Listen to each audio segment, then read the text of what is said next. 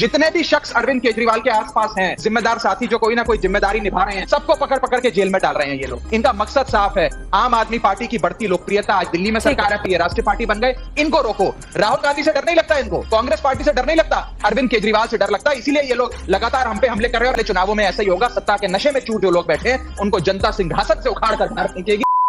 नमस्कार दोस्तों, आज के इस नए डिबेट वीडियो में आपका स्वागत है। दोस्तों, आज के डिबेट में आप आम आदमी पार्टी के सांसद राघव चड्ढा, साथ ही आज तक गोदी एंकर अंजना ओम कश्यप को देखने वाले हैं। दोस्तों, देश में जैसे जैसे लोकसभा चुनाव नजदीक आ रहा है, वैसे वैसे ही भाजपा की ईडी सीबीआई हरकत में आते हुए विपक्षी दलों के नेताओं पर लगातार हमले किए जा रहे हैं। हालत इतनी खराब हो गई है कि ईडी सीबीआई के डर से कई विपक्ष के नेता तो सीधा भाजपा ही ज्वाइन कर ले रहे हैं, क्योंकि यदि वे ऐसा नहीं करते हैं तो फिर शायद ही उन्हें बचाने कोई आएगा, क्योंकि अभी के समय भ्रष्टाचार धोने वाली वॉशिंग मशीन सिर्फ और सिर्फ भाजपा के पास ही मौजूद है। दोस्तों, डिबेट में राघव चड्ढा ने इसी मुद्दे को लेकर गोदी एंकर साथ ही भाजपा को उधेड़ कर रख दिया है। बाकी पूरा वीडियो आप खुद ही देखिए।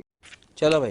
पीएम ने तो देश की संसद में एक टोन सेट कर दिया था। उन्होंने कहा था कि विपक्ष को एकजुट कर रहा है अगर कोई, तो इस देश में ईडी एकजुट कर रहा है। राघव चड्ढा जी, तमाम आरोपों के जवाब दीजिए। तो कोर्ट ने भी मेरिट देखा सीबीआई के केस में। उम्मीद करता हूँ मुझे आप संपूर्ण समय देंगी ताकि मैं अपनी बात को विस्तार से रख सकूं। पहली चीज ये है अंजना जी कि साफ तौर पे मैं ये कहना चाहता हूं कि आम आदमी पार्टी का इतिहास उठाकर देख लीजिए, हमारी हिस्ट्री उठाकर देख लीजिए। हम आंदोलन के गर्भ से जन्मी पार्टी हैं। इनकी जेल, इनकी ईडी, इनकी सीबीआई, इनके कोर्टों से हम डरने वाले नहीं हैं। जितने मुकदमे करने कीजिए, और इतना गुमान मत करिए ईडी सीबीआई आज आपके पास है क्योंकि सत्ता में आप हैं। कल कोई और आ गया, उसके हाथ ईडी सीबीआई लग गई तो आपका भी कहीं ऐसा हश्र ना हो। नंबर एक।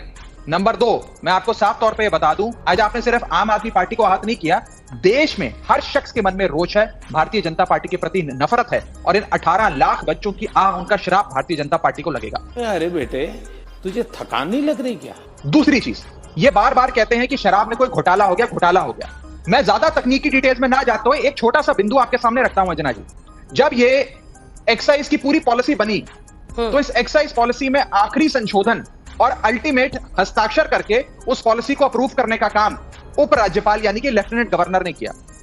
6 महीने बाद वही लेफ्टिनेंट गवर्नर कंप्लेंट डालकर कहते हैं कि नहीं नहीं नहीं जी, इसमें जांच की जाए, इसमें तो घोटाला हो गया।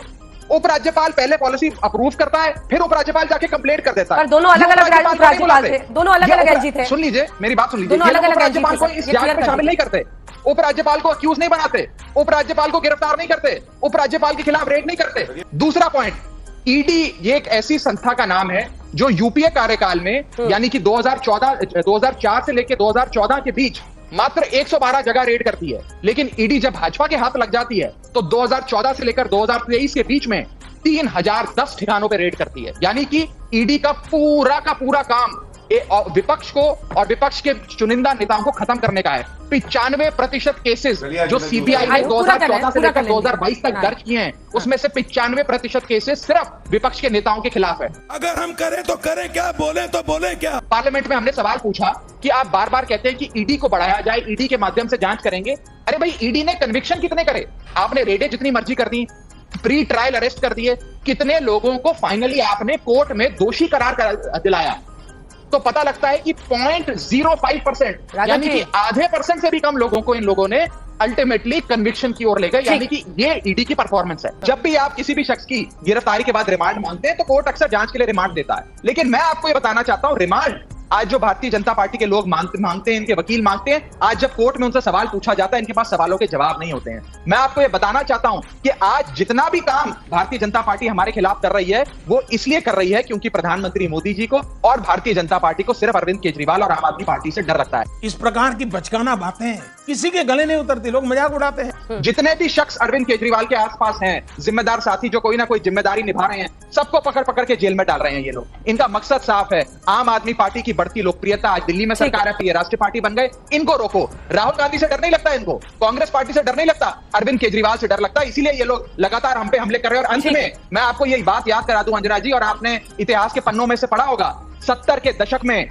इंदिरा गांधी जी जो एक बहुत शक्तिशाली प्रधानमंत्री थी, वो मीसा का कानून लाई थी, maintenance of internal security act. उस कानून का दुरुपयोग करके विपक्ष के तमाम नेताओं को जेल में डालने का काम इंदिरा गांधी जी ने किया था। 77 में चुनाव हुआ और देश के लोगों ने इंदिरा गांधी को उखाड़ फेंका। ईडी सीबीआई आज का मीसा कानून बन गई है, जिसका इस्तेमाल कर बीजेपी विपक्ष के नेताओं को जेल में डाल रही है। जो 77 के चुनाव में हुआ था, आने वाले चुनावों में ऐसा ही होगा। सत्ता के नशे में चूर जो लोग बैठे हैं, उनको जनता सिंहासन से उखाड़ कर बाहर फेंकेगी और जनता का राज स्थापित होगा। ठीक है, मजा आया और मैं ये जो मजा है हिंदुस्तान के हर व्यक्ति को देना चाहता हूँ। तो दोस्तों आज के लिए बस इतना ही। उम्मीद है आपको यह डिबेट वीडियो पसंद आया होगा। इसी के साथ इस पूरे वीडियो में भारतीय जनता पार्टी को लेकर राघव चड्ढा के इस पूरे वक्तव्य में आपकी क्या राय है, हमें नीचे कमेंट कर जरूर बताएं। साथ ही अगर आप हमारे चैनल पर नए हैं तो प्लीज वीडियो को लाइक करके चैनल को सब्सक्राइब कर लें।